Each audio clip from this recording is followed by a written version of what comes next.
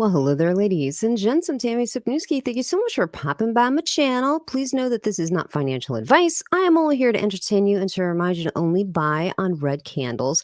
Now, in case you were one of the unfortunate person who bought into a lot of the FUD that was circulating around crypto.com yesterday and got burned because of it, as we know, Krona shot up 25% today. And that was in part because a lot of people were dumping out of their Kronos positions. They were selling it because a lot of the people on Twitter were talking about, okay, well, I sold my Crow at a loss and I feel really good about that decision.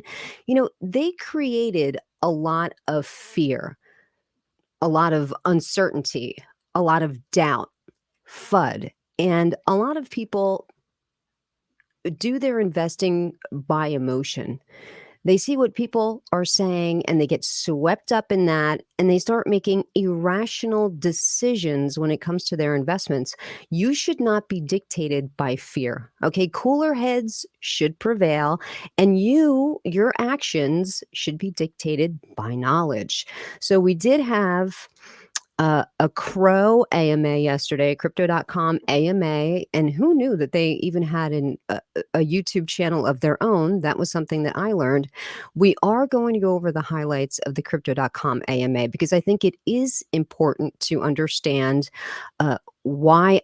Number one, I'm confident in crypto.com. I didn't sell any of my positions. I didn't move anything off the platform because I figured I don't want to be one of these people that participates in an old-fashioned run on the bank and cause mass hysteria. I have confidence in crypto.com, and listening to their AMA even bolstered my confidence in crypto.com.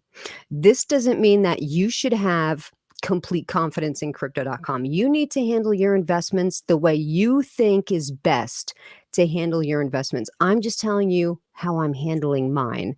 So let's get to the AMA that was hosted by, actually, I'm sorry, I forgot his name, but the CEO, Kris Marszalek, was the guest. So let's get to this because I think it's important for you to understand why I'm so confident in crypto.com. And one of the big things that they talked about, number one, was their exposure to Terra Luna. Did they have any exposure to Terra Luna? And don't forget, the Terra Luna collapse is what started a lot of the other exchanges and other centralized financial instruments to go under, like Celsius, like Voyager. So let's get to this, okay? No, we've been very transparent. We had zero exposure to Luna. And this comes from Zero exposure to the Luna. conservative way in which we run and operate this business. So first of all, we do not lend to third parties. This has been the source of collapse of companies like Blockfolio and Celsius, right? And we do not take counterparty risk of any sort like this. And secondly, we've never had any exposure to USD. We thought this 20% yield is too good to be true. We looked at the mechanics of Luna and USD. We consider this a high risk instrument. So if you Let me just say that is such a comforting answer that they actually looked at the mechanics of Terra Luna, the ecosystem, and how they were providing that significantly high yield. And he figured, listen, this is too good to be true, and we're not going to get involved with it. Where so many other people were involved with it and took a really bad hit, this guy was smart enough to say, something stinks here, we're going to stay away from it. remember, we've never even listed USD. Never even pretty listed much their every stable other coin. platform did. So we play very conservatively, and our exposure to Luna was zero. Okay, so that answers that. Now, the next one that we're going to get to is one of the big ones that really hurt FTX and, of course, Alameda, which made people raise eyebrows and begin to question them, was a lot of their collateral was in their native token, the FTT. That's not what you want to see. You want to see them have other holdings like Bitcoin, like Ether, like all of the bigger coins. You don't want to just see them having their own token because guess what? They get to mint and hold their own tokens. It's basically worthless if that's all they have to show. So let's get to this part of the AMA where they're talking about, hey, as far as your collateral, is it only crypto.com? So let's get to 22 minutes and 28 seconds where they start talking about this. So that we can reduce our reliance on third-party venues. So moving on to the next question, some people were curious, making parallels to FTX and wondering, do we use CRO as collateral for loans? How do we manage funds externally? Can you provide some clarity there? We never used a CRO as a collateral for even a single loan in our history, not even once. And if you guys remember, it was about almost 2 years ago, we've actually burned 70 billion of excess supply of CRO. So that's the short answer is no. The next one that we're going to get to is 2314, and this is talking about assets versus liabilities. So as you know, it's looking like FTX may have had only about $800 million worth of assets and probably $8 billion worth of liabilities. So somebody asked the smart question, hey, when it comes to your assets versus liabilities, what's the situation? And let's take a listen here. There's another question related to having released our cold wallet addresses and showing the reserves that we have. Everybody was started to ask, what about liabilities? Do we hold more assets than liabilities? How does that work? What's the relationship there between those cold wallet addresses and what's there, our assets and our liabilities? Yeah, again, this is partial information, and all of the other players who are releasing it last week, they released the assets first because this is the thing that you can compile in the fastest possible way with companies like Nansen, where you just create the dashboard, plug in the addresses, and it calculates it automatically, right? Whenever you need to bring in an external auditor and look at the other side of the equation, it takes a couple of weeks. So both sides with assets and liabilities, proving that we've got full one-to-one reserve coverage will be available in the audited proof of reserves report coming in a few weeks. I want to also mention that on top of this, we've got a tremendously robust balance sheet as a company. So we never needed to raise any funds. We don't need to do it now. We don't anticipate that we will ever need to do it. We are a very strong balance sheet, and that also helps to weather this type of fluctuations. So true. Okay, that's a great answer. That's what I want to hear. That it doesn't sound like, like these guys are gamblers. They're not taking on a bunch of leverage like a lot of other companies did, and that's actually what burned a lot of people like, Three Arrows Capital.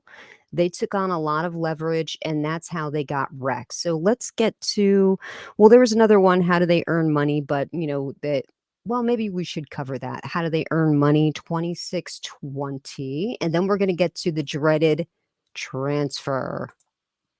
Next question, or again, another really popular one. How does crypto.com earn, generate yields? I think a lot of people see it like a bank account. Okay, Right. so I messed up my notes Well, here. we view How do this they as generate their yields? As a rewards program The to onboard rewards users. system. We've never considered taking irresponsible lending risks as a way to juice the yields further and scale this product more than it is possible in a safe way. So this is important to understand. And once it reached a certain scale, we had to cut the rates so that our cost as a percentage of revenue drops. And we've done it as probably the first company in the industry, and nobody was happy about it. But we act responsibly in terms of managing our financial performance. So we've done it. This was the right decision, and it allows us to have a businesses cash flow positive today. So it's very, very important that people understand the differences in how different companies view risk and how do they operate their platforms. You know what? That's also a great answer. And I do remember when they cut the rewards program, and a lot of people were very upset.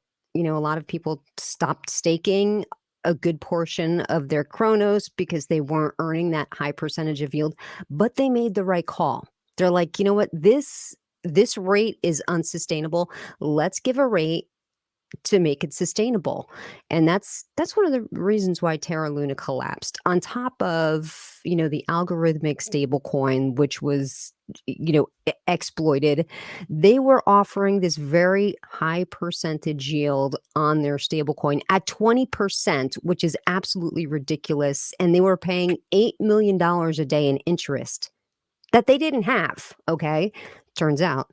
So let's get to the dreaded $400 million transfer of funds that occurred 3 weeks ago. And this is one of the biggest things that kicked off all of this FUD. They made it sound like they just did it. You know, it just happened after the whole FTX thing and all of this is going down. And what are they doing? What are they hiding? Or are they borrowing stuff to bolster their balance sheet? What's going on? And of course, that wasn't the situation at all. It happened a few weeks ago, and he is going to tell you the situation right there, and that's going to be 3444. Well, I should say he gives you a partial answer. I wish he'd given a little more in-depth answer as to why this even occurred in the first place, but he's right now going to be talking about how they have guardrails up as a safety measure to not make inherent mistakes when it comes to the transferring of great amounts of cryptocurrency to protect the exchange and protect us as holders. So let's get to this. More. Awesome. Yeah, I'm looking forward to that too. We've got a good question here from Not a Toyota. That's the screen name. What a name. Please explain your process to validate sending funds to the correct addresses. Where was the breakdown in the 400 million moved incorrectly? All right, that's a great question. So first thing I want to clarify is that every single address that that our systems allow funds to be sent to is whitelisted and Okay, just FYI, in case you don't know what whitelisting is, once again, it's basically a safeguard put into place that is an address that's in your address book that's basically authorized and verified.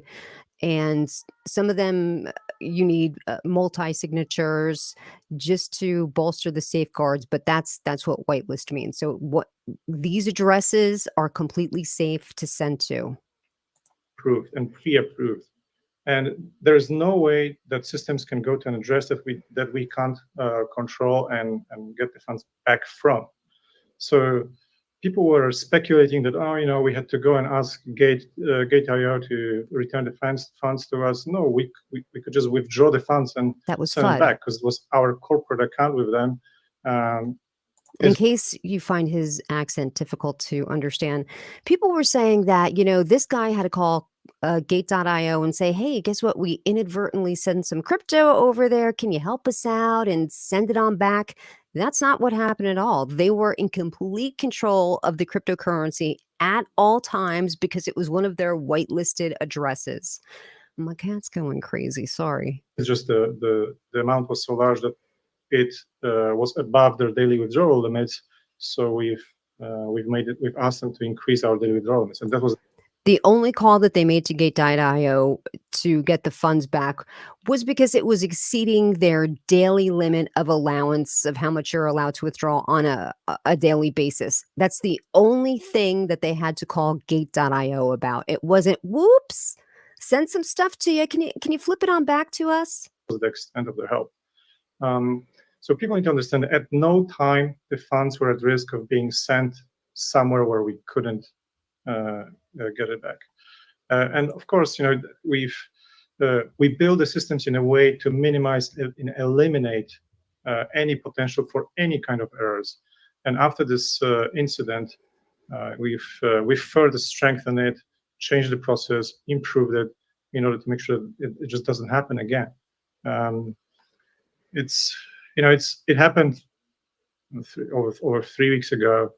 It had nothing to do with Gate doing their proof of reserves.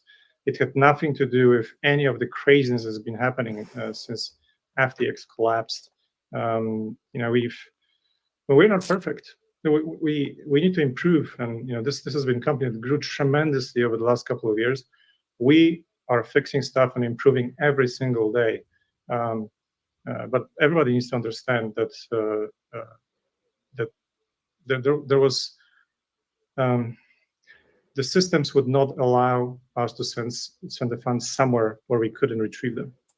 Okay, so they did have all of those safeguards in place. So that's was complete and utter FUD. And, there was never an issue of people being unable to withdraw their funds off crypto.com. Now, bear in mind, because of the massive amount of FUD and scrutiny that they were getting, there was a delay in withdrawals, because picture a massive run on a bank where you've got people physically lined up to start taking out their money out of the bank. You got to sit online and make it happen. You got to sit online and wait. And that is no different than what was going on with the actual exchange. You were able to withdraw. It took longer because there was a huge queue in front of you. It took longer, but people inevitably were able to get their coins and tokens off the exchange. It just took a little longer. There was nobody that couldn't get their stuff off the exchange. That was just utter FUD. They had to wait a little longer is the only issue. So, I have felt very comfortable with crypto.com. Even before this weekend started, I had done a live stream. I think it was Friday night, and people were saying, "Oh, what are you going to do about crypto.com? They could be next." And I said, I have a lot of holdings on crypto.com, and I have zero interest in removing it right now, because I don't want to be one of these people that causes a mass panic talking about how I'm going to sell out of my position. I'm taking everything off crypto.com. That's not what I wanted to do. Okay. When you come from a place of fear, people are going to be fearful. When you stand in a place of strength, it gives people a lot more confidence. And, once again, this is not financial advice. And even Kris is saying, listen, if you want to take your stuff off the platform, go right ahead, move it on over into the DeFi wallet, because they do have a DeFi wallet, or some other thing. If that's what you want to do, feel free. Do it. They do not have liquidity problems. And of course, they are going to be showing their proof of reserves. And they have done that in the past already. And this is how we know that Shiba Inu happens to be their second top holding. And, what I said to that in my last video is that makes sense to me, because when I look at all of the different exchanges that I have, probably the one token that I have on every single exchange, it's Shiba Inu. So that makes a lot of sense. So I hope that this was helpful to you. I hope you didn't get sucked up into the FUD that was spreading all over, not only YouTube, but Twitter. I never want to place blame at the feet of any of my fellow influencers, because that's just uncool. I wouldn't want to do that. But there were a lot of different influencers who were really stoking the flames of panic. And I just think, it was the wrong move. They shouldn't have done it. I understand they have their own personal reasons, maybe why they did it. But did they have to make a public statement talking about, I saw something I didn't like with crypto.com? Well, you saw maybe rumor and innuendo. Why don't you get the facts instead of spreading FUD? That's why we're here on crypto YouTube, right? I mean, because I like to think that I'm helping people understand cryptocurrency. Not that I am a cryptocurrency expert. I can never write a code for a smart contract. I'll be the first one to admit it. But, I probably know a little more than the average person. So if I can help fill any of the holes, that's what I'm here for. Well, that's going to do it here for me today. I hope you found this very helpful, and always keep yourself mindful of the exchanges who are unwilling to show their proof of reserves. And I don't want to talk about any one exchange, Coinbase. It might be Coinbase, who's saying that they don't need to show their proof of reserves. That's questionable to me. But if you have somebody who is transparent, showing their proof of reserves, coming on an AMA and answering questions, that's what I like to see. And that's why crypto.com has my business and will retain my business. Well, that's going to do it here for me today. Thank you so much for joining me. And until next time, remember, take care of yourself.